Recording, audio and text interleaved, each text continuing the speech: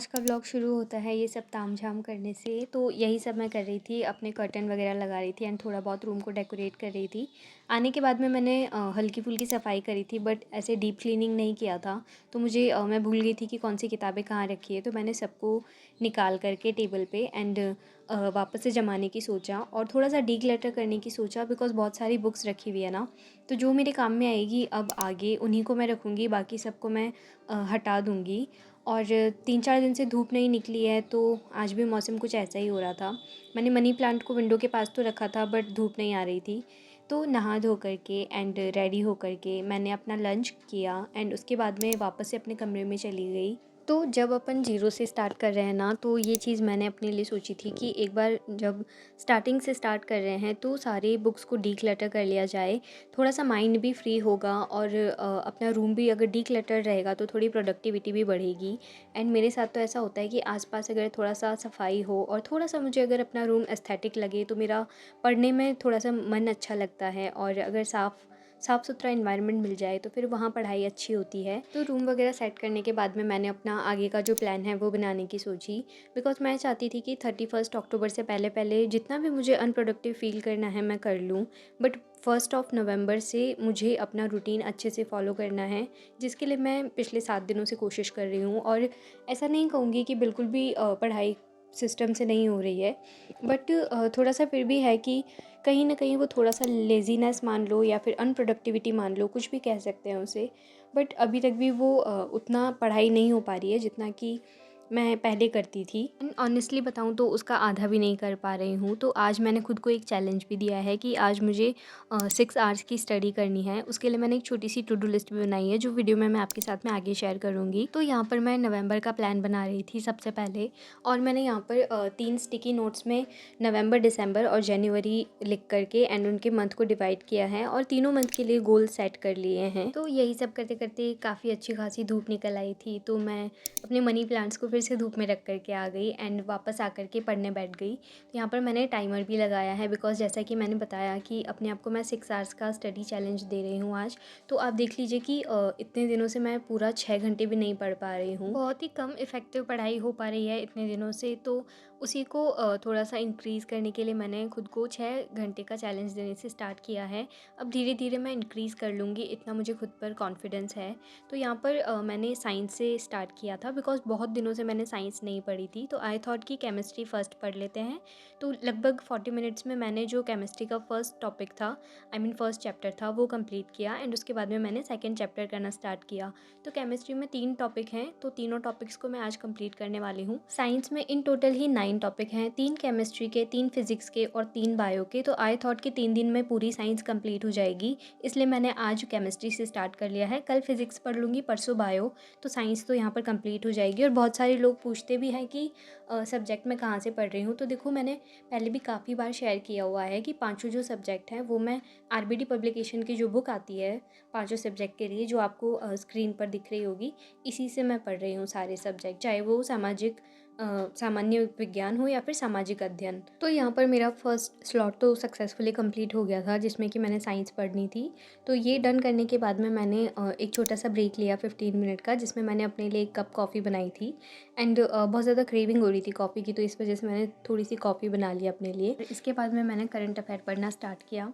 तो होना क्या था ना कि मैंने टू डू लिस्ट में तो अक्टूबर 2025 का लिखा था, बट अक्टूबर की मैं भूल गई थी कि अभी तक क्लास आई नहीं है, तो इसलिए फिर मैंने सितंबर का पढ़ना स्टार्ट किया। और ये वाली जो क्लास है ना, इसके 2 पार्ट है, तो इसमें मैं पहला वाला पार्ट जो है उसको मैं हाफ़ देखने वाली हूँ आज। तो करंट अफेयर की क्लास ख़त्म करने के बाद में मैंने साइकोलॉजी को देखा एंड ये मेरे वो नोट्स हैं जो मैंने गौरव सर की क्लासेस से बनाए थे 2023 वाले एग्ज़ाम में। तो आई थिंक साइकोलॉजी में तो कुछ भी चेंज नहीं होता है, तो पुराने नोट्स भी काम करेंगे।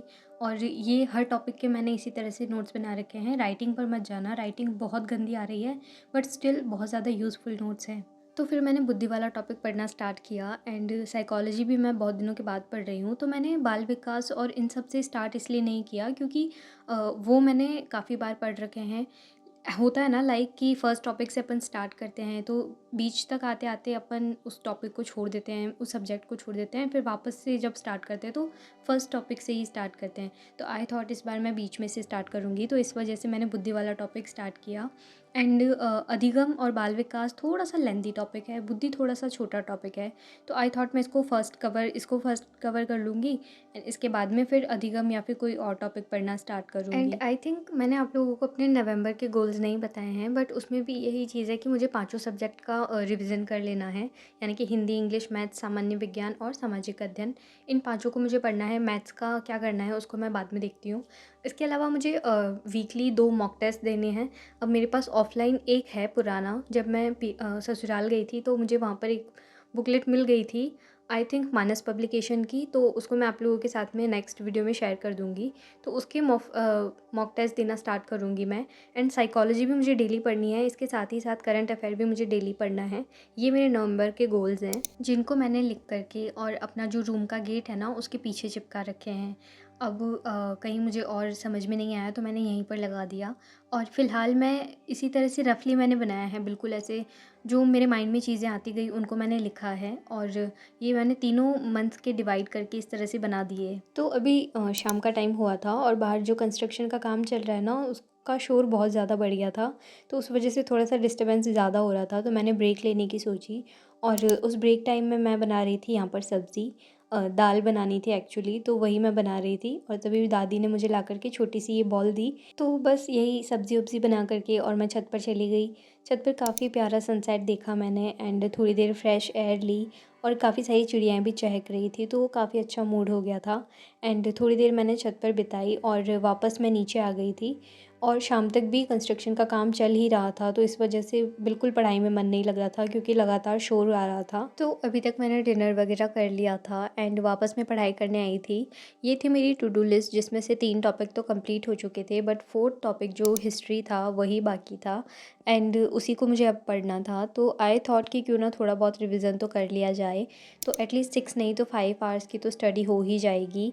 एंड जो मैंने 4 टॉपिक लिखे थे, सॉरी 4 सब्जेक्ट जो मैंने डिसाइड किए थे, एटलीस्ट उनको तो मैं पढ़ पाऊँगी। तो यहाँ पर हिस्ट्री का मैं रिवीजन करने लगी, और हिस्ट्री में जो पहले ये 4 टॉपिक हैं, जैसे 1857 की क्रांति, और किसान आंदोलन और जनजातीय आंदोलन, इसके अलावा प्रजामंडल और एकीकरण, ये जो चारों पाँचों टॉपिक हैं उनको तो मुझे बहुत अच्छे से जिसे कहते हैं ना रट लेना है, तो वही वाला रिवीजन मुझे इसमें करना है। और इसके अलावा रहा जो सभ्यताएँ वाला टॉपिक है वो, तो उसमें भी जो मेन सभ्यताएँ हैं जैसे कि कालीबंगा, गणेश्वर, आहड़, बालाथल, ये सारी, उनके साथ-साथ जो छोटी-मोटी सभ्यताएँ हैं ना, अभी लास्ट एग्ज़ाम्स में उनसे भी देखने को मिले हैं क्वेश्चंस काफ़ी ज़्यादा, तो उनके साथ-साथ उनको भी पढ़ना है। बाकी राजवंश वाला टॉपिक बचता है, उसको भी मैं डीपली तो नहीं लेकिन फिर भी पढ़ लूँगी। तो आज के ब्लॉग में बस इतना ही। आई होप आपको आज का ब्लॉग पसंद आया होगा। Thank you so much for watching. मिलते हैं जल्दी ही अगले व्लॉग में।